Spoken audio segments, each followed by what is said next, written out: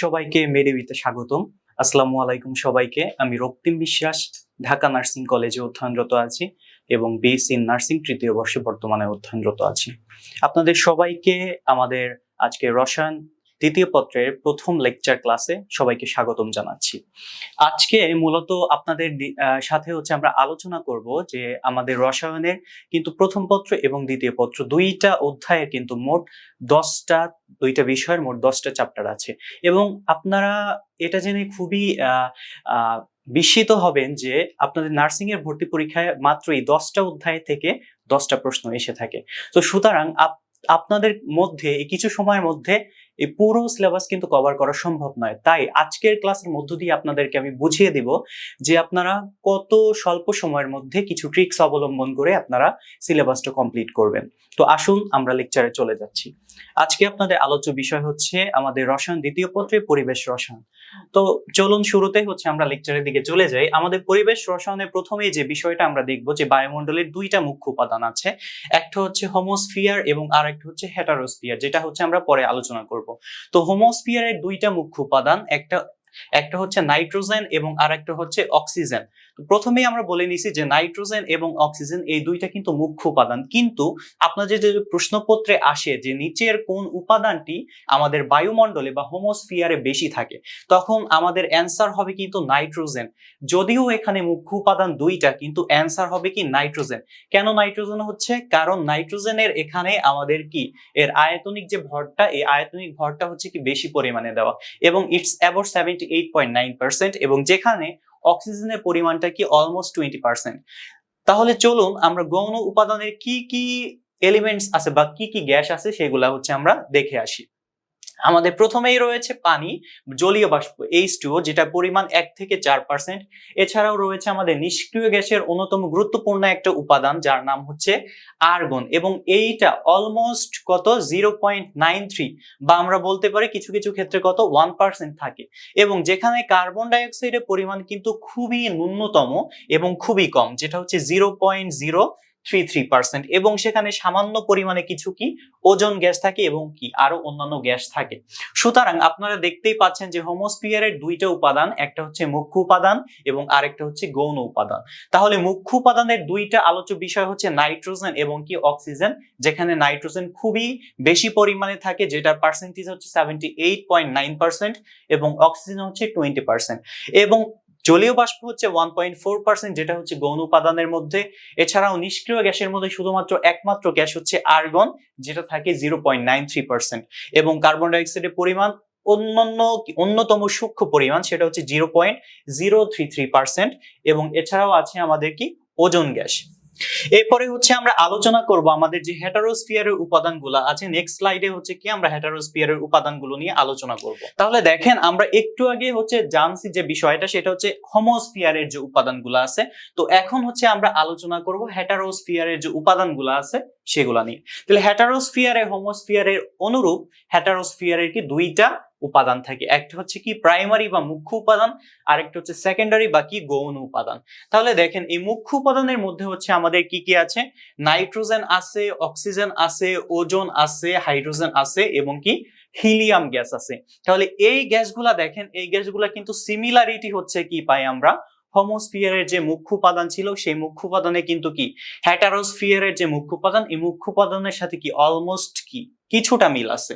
এবং অপরদিকে আপনি যদি দেখেন সেকেন্ডারি বা গৌণ উপাদান, তাহলে এই গৌণ উপাদানগুলো হচ্ছে কি কি নাইট্রোজেন, হিলিয়াম, অক্সিজেন এবং অক্সিজেন আয়ন, ওজোন আয়ন এবং কি হাইড্রোজেন আয়ন। তাহলে এইগুলো হচ্ছে কি গৌণ উপাদানের অন্তর্গত। তাহলে দেখেন, আপনাদের যে এখান থেকে যে পরিমাণ প্রশ্ন হতে পারে বা যে গুরুত্বপূর্ণ প্রশ্ন আসতে পারে, সেটা যদি আমরা তাকাই তাহলে আমরা দেখতে পাবো যে বায়ুমণ্ডলের মুখ্য উপাদান হচ্ছে কি নাইট্রোজেন। খুবই গুরুত্বপূর্ণ প্রশ্ন, সেটা হতে পারে ঢাকা ইউনিভার্সিটি, সেটা হতে পারে মেডিকেল অ্যাডমিশন টেস্ট, সেটা হতে পারে ডেন্টাল অ্যাডমিশন টেস্ট, সেটা হতে পারে কি নার্সিং অ্যাডমিশন টেস্ট। ঠিক আছে, তাহলে এই প্রশ্নটা কিন্তু খুবই গুরুত্বপূর্ণ যে নিচের কোন উপাদানটি বায়ুমণ্ডলে সবচেয়ে বেশি পরিমাণে আছে, তখন আমাদের অ্যান্সার হবে কি নাইট্রোজেন। দেন আমরা চলে আসি, আপনাদের কিন্তু একটু আগে বলাই হয়েছে যে নিষ্ক্রিয় গ্যাসের মধ্যে সবচেয়ে বেশি পরিমাণে কি কোন গ্যাসটা থাকে, এরকম কি প্রশ্ন আসতেই পারে। তো জেনারেলি যখন এই প্রশ্নটা আসবে যে নিষ্ক্রিয় গ্যাসের মধ্যে কোন গ্যাসটি অধিক পরিমাণে থাকে, তখন অ্যান্সার হবে কি আর্গন। কারণ একটু আগেই হচ্ছে আমরা জেনে আসছি যে হোমোস্ফিয়ারের আর্গনের পরিমাণ, যেখানে আর্গন কি গৌণ উপাদান ছিল, এই পরিমাণটা হচ্ছে কত 0.93%, বাকি অলমোস্ট কি 1%, যেটা হচ্ছে কি নিষ্ক্রিয় গ্যাসের মধ্যে সবচেয়ে বেশি পরিমাণে কি বিরাজ করে। ঠিক আছে, তো আমরা জানলাম হচ্ছে গৌণ উপাদান এবং কি মুখ্য উপাদান সম্পর্কে, এবং হেটারোস্ফিয়ার এবং হোমোস্ফিয়ারের যে গুরুত্বপূর্ণ উপাদানগুলো আছে এই উপাদানগুলো কি সম্পর্কে। এরপর আসুন পরবর্তী পেজে আমরা চলে যাই। তো আমাদের এখানে কি সমস্ত যে বায়ুমণ্ডল আছে এই সমস্ত বায়ুমণ্ডলকে জেনারেলি কি চারটা অঞ্চলে বা চারটা স্তরে কি বিভক্ত করা হয়েছে। এই স্তরগুলো হচ্ছে ট্রোপোস্ফিয়ার, স্ট্র্যাটোস্ফিয়ার, মেসোস্ফিয়ার এবং কি থার্মোস্ফিয়ার। ঠিক আছে, তো এখন এই স্তরগুলা কিন্তু বিভিন্ন ভর্তি পরীক্ষা, সেটা আপনারা বলেন নার্সিং ভর্তি পরীক্ষা, আপনারা বলেন মেডিকেল ভর্তি পরীক্ষা, আপনারা বলেন বিভিন্ন বিশ্ববিদ্যালয় ভর্তি পরীক্ষা, সব ভর্তি পরীক্ষার জন্য কিন্তু এই বিষয়গুলো কি খুবই গুরুত্বপূর্ণ। ঠিক আছে, তো দেখুন হচ্ছে আমরা আমাদের স্লাইডে চলে যাই। তো আমাদের প্রথমে এখানে বলা হয়েছে কি ট্রোপোস্ফিয়ার। তাহলে ট্রোপোস্ফিয়ারে দেখেন বা দিয়ে কি অন্য একটা নাম বলা আছে, এটা হচ্ছে কি ক্ষুব্ধ মণ্ডল। তাহলে ক্ষুব্ধ মণ্ডল এখানে কেন বলা হচ্ছে সেটা প্রশ্ন আসতেই পারে। এই যে ট্রোপোস্ফিয়ার এই বায়ুমণ্ডলের এটা হচ্ছে কি প্রাথমিক স্তর বা সবচেয়ে কি শুরুর স্তর, এবং এর বিস্তার হচ্ছে কত 0 থেকে 15 কিলোমিটার পর্যন্ত বিস্তৃত, বা আমরা বলতে পারি এর বিস্তার। তো এই অঞ্চলকে কথা হচ্ছে কেন ক্ষুব্ধমণ্ডল বলা হবে। ক্ষুব্ধমণ্ডল এই কারণে বলা হবে কারণ এখানে মেঘ, বৃষ্টি, ঝড়, কুয়াশা এবং কি বজ্রপাত, এই সময় যে প্রাকৃতিক বিপর্যয়ের যে সৃষ্টি বা উৎপত্তি, তাহলে এইগুলা হচ্ছে কোন স্তরে থাকে, এগুলা ক্ষুব্ধমণ্ডল বা কি ট্রোপোস্ফিয়ারে থাকে। এই কারণে হচ্ছে কি আমরা ট্রোপোস্ফিয়ার কি বলে থাকি, ক্ষুব্ধমণ্ডল বলে থাকি। তো এটা কিন্তু খুবই গুরুত্বপূর্ণ একটা প্রশ্ন যে নিচের কোনটি ক্ষুব্ধ মণ্ডল নামে পরিচিত। তাহলে আমাদের অ্যান্সার হবে কি ট্রোপোস্ফিয়ার। আসতে পারে যে বিস্তার কত 0 থেকে কত 15 কিলোমিটার পর্যন্ত। এবং সবচেয়ে গুরুত্বপূর্ণ যে ব্যাপারটা হচ্ছে সেটা হচ্ছে এই 3 নাম্বার পয়েন্টটা, এখানে বলা আছে সব ধরনের বিমান চলাচল করে। এখানে কি বলা হয়েছে, সব ধরনের বিমান বা আমরা যাকে বলি এরোপ্লেন, সেটা কি চলাচল করে। তাহলে কোন স্তর দিয়ে চলাচল করে, অ্যান্সার হবে কি ট্রোপোস্ফিয়ার। যদি ট্রোপোস্ফিয়ার না থাকে অপশনে, তখন অ্যান্সার হবে কি ক্ষুব্ধমণ্ডল। ক্লিয়ার? দেন হচ্ছে দেখুন এখানে হচ্ছে কি বলছে, তাপমাত্রা কমে -55°C হয়। এটা কিন্তু গুরুত্বপূর্ণ, যেটা হচ্ছে কি আপনাদের বিভিন্ন ভার্সিটি এক্সামের জন্য গুরুত্বপূর্ণ। তো এখন দেখুন এই যে তাপমাত্রা কমে যে মাইনাস কত আমার 55°C হচ্ছে, তো এই বিষয়টাকে হচ্ছে আমরা বলতেছি ল্যাপস রেট।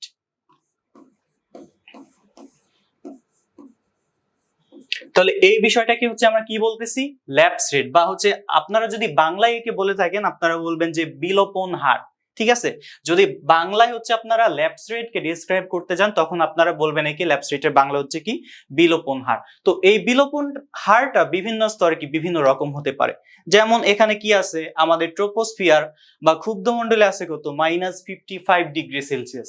তো -55°C কি আছে মাইনাস, তাহলে এইটাকে কি বলতেছি আমাদের ল্যাপস রেটটা হবে কি ঋণাত্মক বা নেগেটিভ। তো নেগেটিভ ল্যাপস রেট বা আমরা বাংলায় যদি বলি আমরা বলতে পারি কি ঋণাত্মক বিলোপন হার। তাহলে ঋণাত্মক বিলোপন হার কোন স্তরের একটা গুরুত্বপূর্ণ বৈশিষ্ট্য, ট্রোপোস্ফিয়ার বা ক্ষুব্ধমণ্ডলের। Am I clear?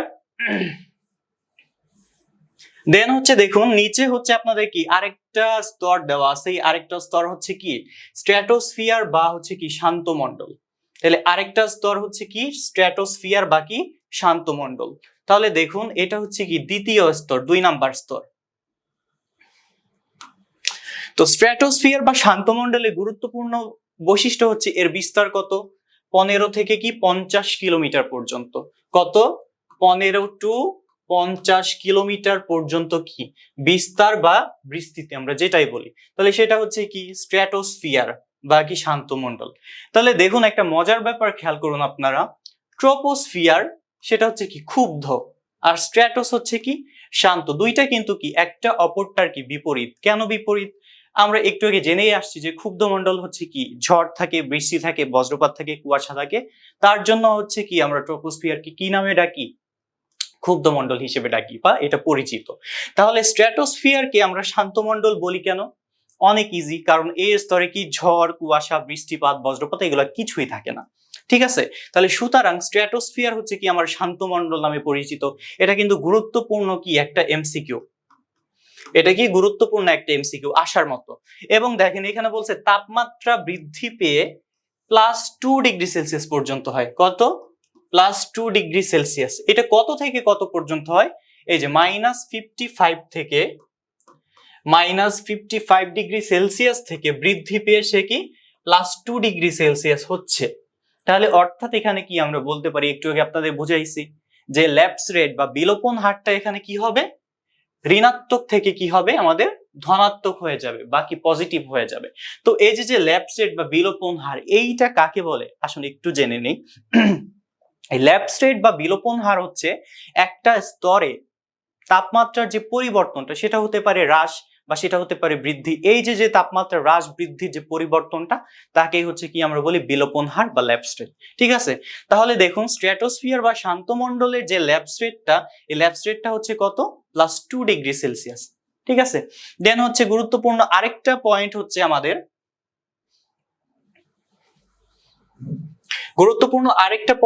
আমাদের, এখানে হচ্ছে যেমন আমরা ট্রোপোস্ফিয়ারে বলেছি, ট্রোপোস্ফিয়ার দিয়ে কি সব ধরনের কি বিমান চলাচল করে।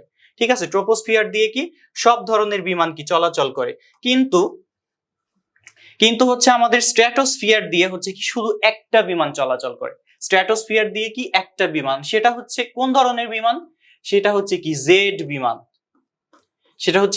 বিমান। তাহলে এই জেড বিমানটা হচ্ছে কি ওই যে আপনারা দেখেন না যে কি মুক্তিযুদ্ধে স্বাধীনতার সময়, স্বাধীনতা দিবসের সময় যে আকাশ দিয়া হচ্ছে অনেক কি আওয়াজ করে যে এরোপ্লেন গুলা যায়, সেগুলা হচ্ছে কি জেড বিমান বা কি যুদ্ধ বিমান নামে পরিচিত। ঠিক আছে, তাহলে স্ট্র্যাটোস্ফিয়ার বা শান্তমণ্ডলে গুরুত্বপূর্ণ একটা বৈশিষ্ট্য হচ্ছে এখান দিয়ে কি জেড বিমান চলাচল করে।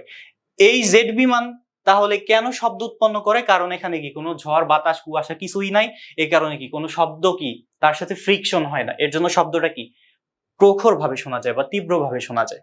ওকে, তাহলে দেখেন আমরা কি ট্রোপোস্ফিয়ার পড়ে ফেললাম, আমরা স্ট্র্যাটোস্ফিয়ার পড়ে ফেললাম। এখান থেকে গুরুত্বপূর্ণ কি অনেক গুরুত্বপূর্ণ কি প্রশ্ন আসতে পারে, এই টপিক থেকে কিন্তু প্রশ্ন আসতে পারে। আপনাদের দেখেন নার্সিং ভর্তি পরীক্ষায় কিন্তু পুরো রসায়ন বই থেকে, অর্থাৎ কি পাঁচটা কি 10টা অধ্যায় থেকে মাত্র কি 10টা প্রশ্ন থাকে। তাহলে দেখছেন আপনারা যদি এখন পুরো বইটা কমপ্লিট করতে চান, তাহলে পুরো বইটা কিন্তু কমপ্লিট করা সম্ভব না। কেন সম্ভব না? কারণ হিউজ পরিমাণ সিলেবাস। তো তখন আপনারা কিভাবে পড়বেন? আপনারা প্রিভিয়াস ইয়ারের যে নার্সিং প্রশ্নগুলো আছে, এই প্রশ্নগুলো হচ্ছে ভালো করে আগে পড়বেন এবং আইডেন্টিফাই করবেন যে এই প্রশ্নগুলো হচ্ছে আপনার কোন কোন চ্যাপ্টার থেকে অধিকবার আসছে। যেমন আমরা যদি বলি যে এটা হচ্ছে কি পরিবেশ রসায়ন বা পরিবেশগত রসায়ন যেটাই বলেন, এই চ্যাপ্টার থেকে কিন্তু 2টা প্রশ্ন থাকে, মিনিমাম কি 2টা প্রশ্ন থাকে, ম্যাক্সিমামও থাকতে পারে। তো এই যে ট্রোপোস্ফিয়ার বা ক্ষুব্ধমণ্ডল বা স্ট্র্যাটোস্ফিয়ার বা শান্তমণ্ডল, এখান থেকে কিন্তু একটাও প্রশ্ন আসে নাই। কিন্তু এটা আপনাদের কেন পড়াচ্ছি? এই কারণে পড়াচ্ছি কারণ আপনিও কিন্তু নিশ্চিত না, আমিও কিন্তু নিশ্চিত না যে এই টপিকগুলো থেকে আপনাদের কি প্রশ্ন আসবে কিনা। ঠিক আছে, তো সুতরাং এগুলা কি যে প্রশ্নগুলো আপনারা ইন্টারমিডিয়েটে ইম্পর্টেন্ট সহকারে পড়ছেন, গুরুত্ব সহকারে পড়ছেন, এইগুলা এখানে কি ভালো করে পড়তে হবে, জাস্ট একটু শর্টকাট করে পড়বেন। ঠিক আছে, তাহলে দেখেন আমরা হচ্ছে নেক্সট স্লাইডে চলে যাই। তো আমরা প্রথমে কি 2টা স্তর পড়ে ফেলছি, সেটা হচ্ছে কি ট্রোপোস্ফিয়ার এবং কি স্ট্র্যাটোস্ফিয়ার। এখন দেখুন হচ্ছে আমরা চলে আসি কি মেসোস্ফিয়ার। কোন স্তরে? এটা হচ্ছে কি মেসোস্ফিয়ার, এটা হচ্ছে বায়ুমণ্ডলের কি তৃতীয় স্তর। বায়ুমণ্ডলের যে তৃতীয় স্তরটা আছে, এই তৃতীয় স্তরটা কি নামে পরিচিত? এই তৃতীয় স্তরটা হচ্ছে কি মেসোস্ফিয়ার নামে পরিচিত। তাহলে মেসোস্ফিয়ারের যে বিস্তার, এই বিস্তারটা হচ্ছে কত?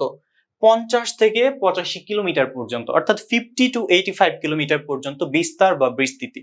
এরপর দেখেন এখানে কি বলছে, এই যে তাপমাত্রা আবার কমে কি -93°C হয়েছে। অর্থাৎ কি আমার স্ট্র্যাটোস্ফিয়ারে কত ছিল? স্ট্র্যাটোস্ফিয়ারে ছিল +2°C, সেখান থেকে সেইটা কি আবার কমে গেছে, কমে কত হয়েছে?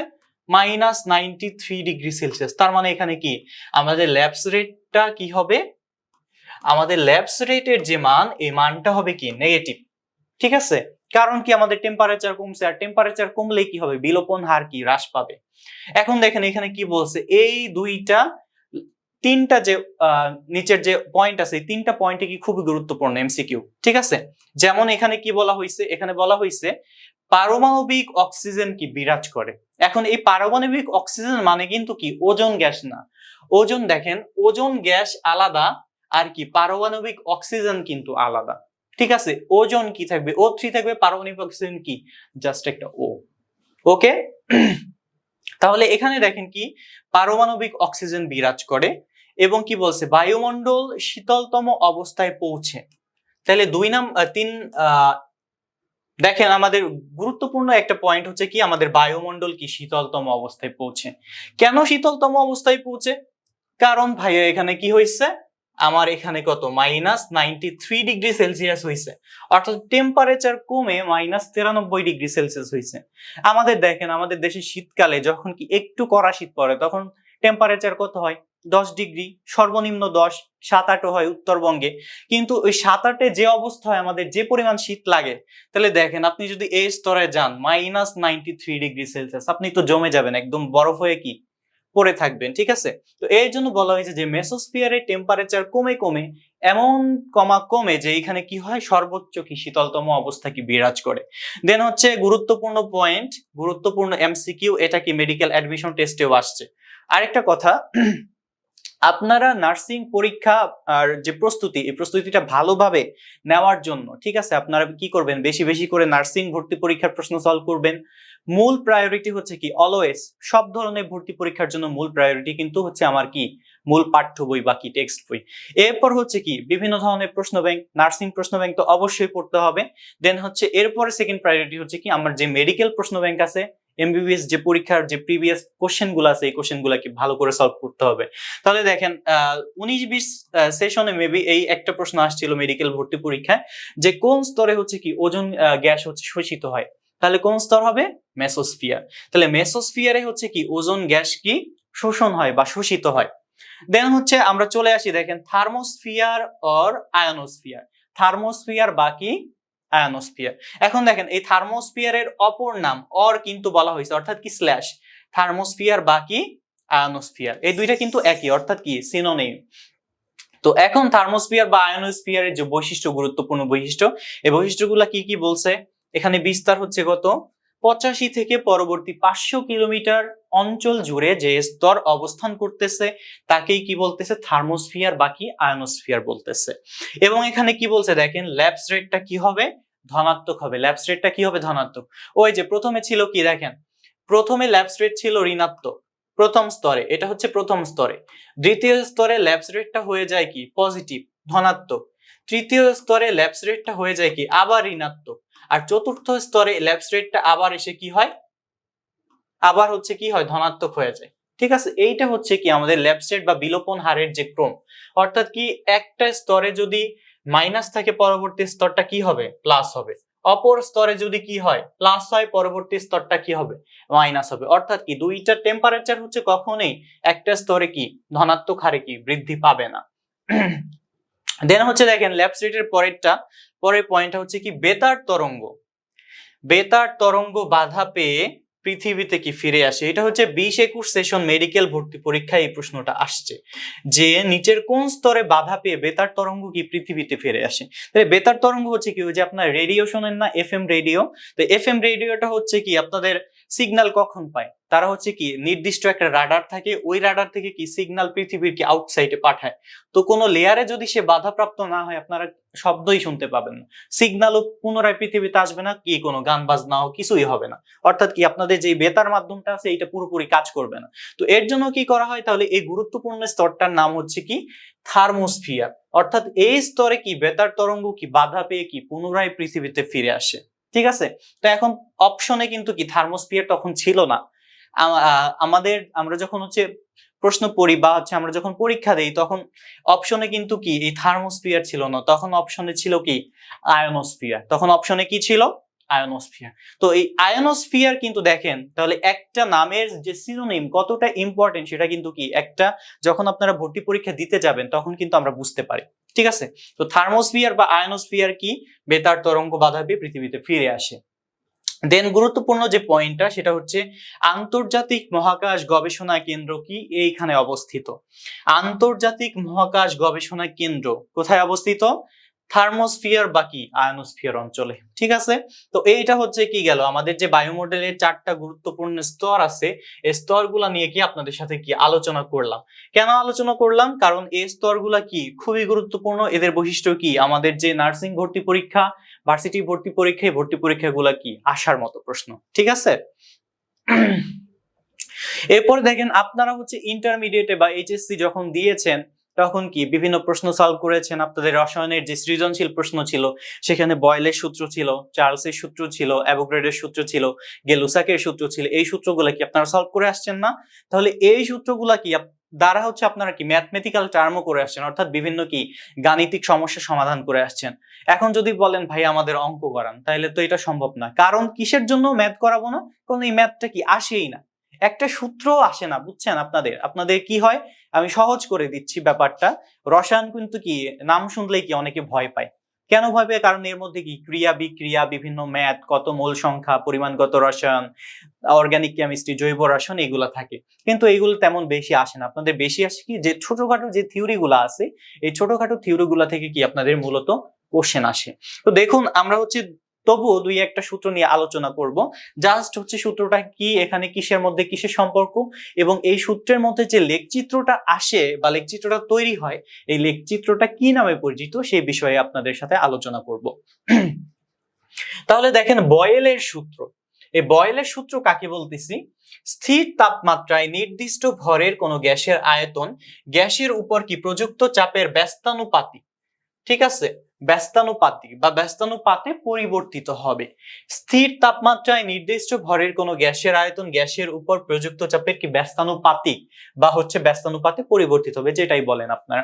অর্থাৎ আমরা কি দেখতে পাই যে ভি ব্যস্তানুপাতিক কি 1 বাই কত পি। তাহলে বয়েলের সূত্র অনুসারে ভি ব্যস্তানুপাতিক কি 1/p। অর্থাৎ এখানে তখন কি হয়ে যায়, পিভি সমান সমান কি কে। এই কে একটা কি এখানে সমানুপাতিক ধ্রুবক।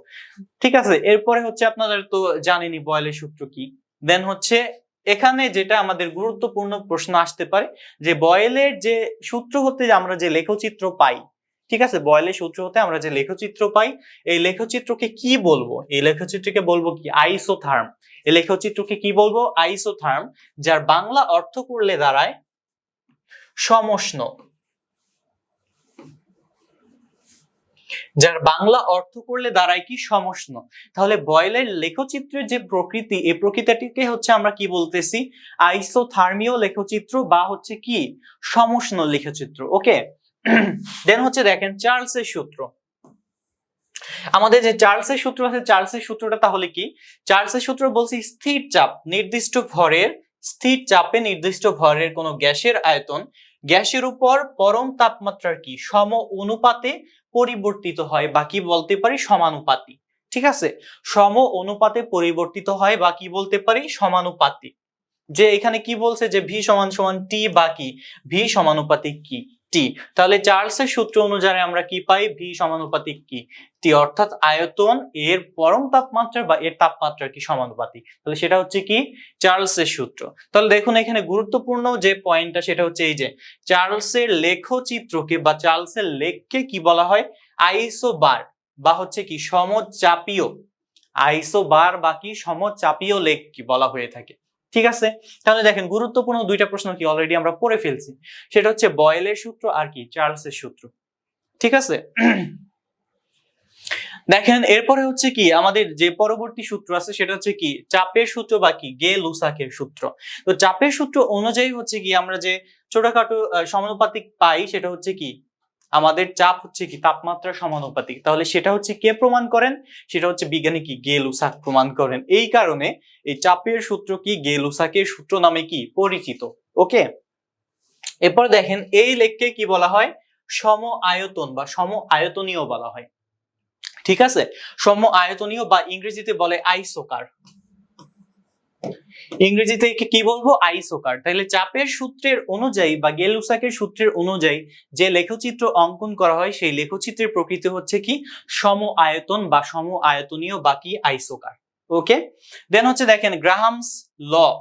এই গ্রাহামস ল বা ব্যাপনের যে সূত্র আছে, গ্রাহামের ব্যাপন সূত্র, এই গ্রাহামের ব্যাপন সূত্র তো পড়ছেন যে D1 বাই বা D2 বাই হচ্ছে কি D1 সমান সমান কি এরপর হচ্ছে কত টেম্পারেচার থাকবে, তাই না? টেম্পারেচার T1 বাই কত T2, এটাই তো সম্পর্কিত। তাইলে এই সূত্রটা হচ্ছে কি প্রকাশ করে আমাদের কি গ্রাহামের ব্যাপন সূত্র বা গ্রাহামস ব্যাপন ল। তো এই সূত্রে কি এই সূত্রগুলো কিন্তু আপনাদের আসবে না, কোনো যে গাণিতিক সমস্যাও এই সূত্রের দ্বারা কি সলভ করতে বলবে না। তাহলে কি আসবে, এর প্রয়োগটা আসবে বা ব্যবহারটা আসবে। তো ব্যবহার বা প্রয়োগ হচ্ছে দেখেন আণবিক ভর কি নির্ণয় করা, যে গ্রাহামের যে ব্যাপনের সূত্র আছে এই গ্রাহামের ব্যাপনের সূত্র দ্বারা আমরা কি করি, আণবিক ভর কি নির্ণয় করতে পারি। 2 নম্বরে হচ্ছে কি বিভিন্ন ধরনের যে আইসোটোপ আছে বা বিভিন্ন মৌলের যে আইসোটোপ আছে এই আইসোটোপ গুলা কি পৃথক করা যায়, আইসোটোপ গুলা কি করা যায়, পৃথক করা যায়। তো গুরুত্বপূর্ণ একটা এক্সাম্পল দিচ্ছি, আপনারা একটু ভালো করে দেখবেন আশা করি। যে এখানে সর্বশেষ পয়েন্টটা হচ্ছে বলা হয়েছে কি আইসোটোপ পৃথক করা যায়। তো এইটা হচ্ছে আপনাদেরকে একটু দেখাচ্ছি যে কিভাবে গ্রাহামের ব্যাপন সূত্র দ্বারা কি আইসোটোপটা পৃথক করা যায়। তো আমাদের কি যে রাসায়নিক পরীক্ষাগারে কি বা পাওয়ার স্টেশনে কি পাই আমরা, ইউরেনিয়াম পাই, তাই না, ইউরেনিয়াম। তাহলে ইউরেনিয়াম হচ্ছে কত, ইউরেনিয়ামের কত দুইটা আইসোটোপ আছে, একটা হচ্ছে U235 আর একটা হচ্ছে কত U238। তো প্রাকৃতিতে এইটার পরিমাণটা হচ্ছে কত, এই ইউরেনিয়াম 238 এটা কিন্তু খুব বেশি পরিমাণে পাওয়া যাচ্ছে। তো এইটার পরিমাণটা হচ্ছে কত 99.7%, সরি 99.3%। আর বাকি যে 7% আছে 0.7% আছে, এই 0.7% হচ্ছে কি ইউরেনিয়াম কত, ইউরেনিয়াম হচ্ছে কত 235 বা এই আইসোটোপটার কি প্রাচুর্য। তো এই পার্সেন্টেজটা হচ্ছে কি আমরা পরিবেশে পাই। এখন পরিবেশে পাওয়া গেলে তো হবে না, এদের কি করতে হবে, পৃথক করতে হবে। পৃথক করে কি আমাদের কাজে লাগাইতে হবে। তো কিভাবে দেখুন আমরা পৃথক করব, এই ইউরেনিয়াম কি তখন ফ্লোরিনের সাথে কম্বিনেশন করে ইউরেনিয়াম ফ্লোরাইড, ইউরেনিয়াম হেক্সাফ্লোরাইড কি গঠন করে, কি গঠন করলো, ইউরেনিয়াম হেক্সাফ্লোরাইড গঠন করলো। তখন এই ইউরেনিয়াম হেক্সাফ্লোরাইড আমাদের কি করতে হবে, পৃথক করতে হয়, কারণ এইটার মধ্যে কি আছে, আমার এই যে এই দুইটা আইসোটোপ কি সংমিশ্রিত আছে, ঠিক আছে, এই দুইটা আইসোটোপ কি আছে, সংমিশ্রিত আছে। তাহলে দেখেন এই যে বলছে আইসোটোপ পৃথক করা যায়, তাহলে ওই যে গ্রাহামের ব্যাপন সূত্র সেইটা দ্বারা কি তখন এই ইউরেনিয়াম বা ইউরেনিয়াম হেক্সাফ্লোরাইড থেকে তখন দুইটা আইসোটোপকে কি পৃথক করতে পারি। এখন আরেকটা গুরুত্বপূর্ণ ইনফরমেশন আছে যে এই ইউরেনিয়াম 235 আছে, এই ইউরেনিয়াম 235 থেকে কি তখন এই আইসোটোপটাকে পৃথক করে কিন্তু কি বোমা প্রস্তুত করা হয়েছে, যে হাইড্রোজেন বোমা জাপানের কি দ্বিতীয় বিশ্বযুদ্ধের সময় জাপানের হিরোশিমা আর নাগাসাকিতে কি নিক্ষিপ্ত করা হয়েছে। তাহলে ওই বোমা কি থেকে বানানো হয়েছে, ওই বোমা হচ্ছে কি ইউরেনিয়ামের কি এই আইসোটোপ থেকে বানানো হয়েছে। তাহলে কি তখন কি এই যে গ্রাহামের যে ব্যাপন সূত্রটা সেখানে কিন্তু কি গুরুত্বপূর্ণ ভূমিকা পালন করছে, ঠিক আছে।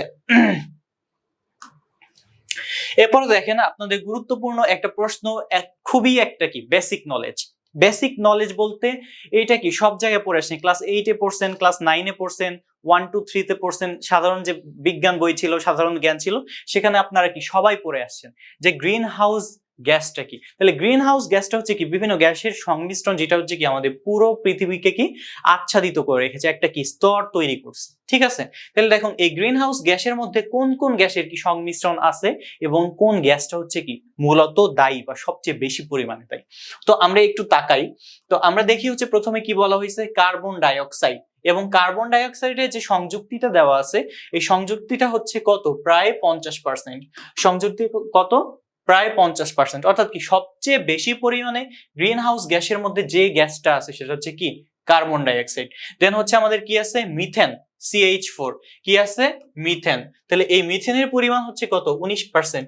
মিথেনের পরিমাণ কত, 19%। এরপরে হচ্ছে কি আমাদের CFC, CFC অর্থাৎ কি ক্লোরোফ্লোরো কি কার্বন, ক্লোরোফ্লোরো কার্বন বা যাকে হচ্ছে কি আমরা বলি CFC। এই CFC এর পরিমাণটা হচ্ছে কত, 16%। এটা কিন্তু মোটামুটি গুরুত্বপূর্ণ, ঠিক আছে, যে গ্রিন হাউস গ্যাসের সংযুক্তির মধ্যে এই CFC টা কি অত্যন্ত গুরুত্বপূর্ণ ভূমিকা পালন করতেছে। দেন হচ্ছে আমাদের পরবর্তীতে আছে কি ওজোন গ্যাস। এই ওজোন গ্যাসে কত আছে, 18%, অর্থাৎ ওজোন গ্যাসের সংযুক্তিটা হচ্ছে কি 18%। এরপরে দেখেন বাকি সংযুক্তিগুলো আমরা একটু খেয়াল করি, যে নাইট্রাস অক্সাইড এটা হচ্ছে 5%, জলীয় বাষ্পটা হচ্ছে কত, 2%। তাহলে এখন দেখুন গুরুত্বপূর্ণ দুইটা এখান থেকে কি প্রশ্ন আসতে পারে, যে একটা হচ্ছে গ্রিন হাউস গ্যাসের জন্য মূলত দায়ী কে, সেটা হচ্ছে কি কার্বন ডাই অক্সাইড, সেটা হচ্ছে কি কার্বন ডাই অক্সাইড। এটা কিন্তু বিভিন্ন ভর্তি পরীক্ষা আসছে, ঢাকা ইউনিভার্সিটি পরীক্ষা আসছে, নার্সিং এর ভর্তি পরীক্ষা আসছে, তারপর মেডিকেলের ভর্তি পরীক্ষা আসছে।